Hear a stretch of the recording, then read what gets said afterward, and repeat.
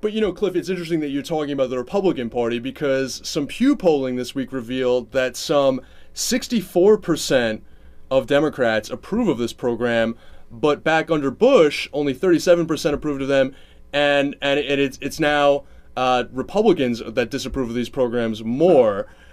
Right. What are we to make of this hypocrisy? I mean, is it basically just straight up people trust the party that they associate with?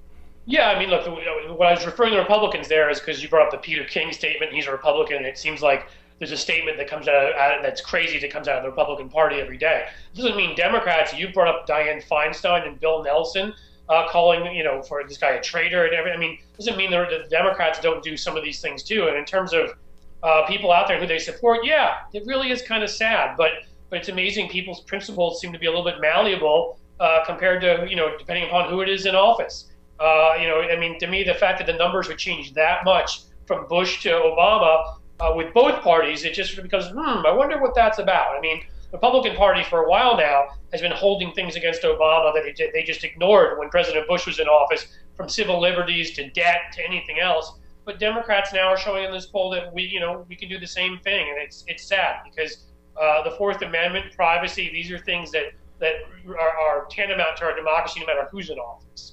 Yeah, and Cliff, what's interesting about this is that we're really seeing, I think, sort of different, a transcendence of partisan lines here in the sense that there seems to be a growing alliance in some ways between kind of the right side of the spectrum, the libertarian branch of the Republican Party. And in fact, Peter King had some pretty funny things to say about that. This is Sound Element 12.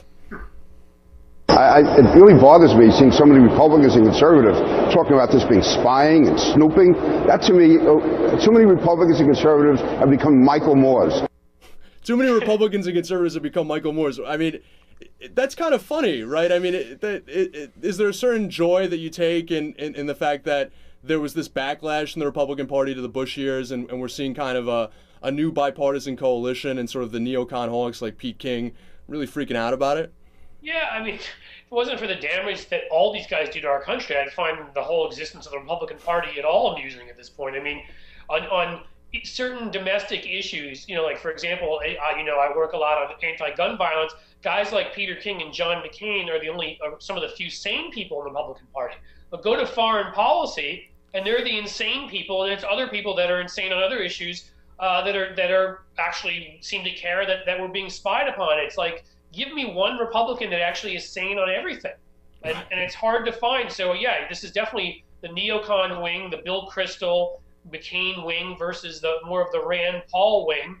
But the Rand Paul wing has its own problems when it comes to people's liberties, too, when it comes to abortion rights and other things. So, I mean, it's sort of like pick an issue, and you'll find that 95% of Republicans are crazy, another 5% are decent. And, again, that's not to let the Democrats off, because there's way too many blue dog Democrats and others who are terrible on a variety of issues, from guns to abortion rights to gay rights to, the Fourth Amendment and privacy too.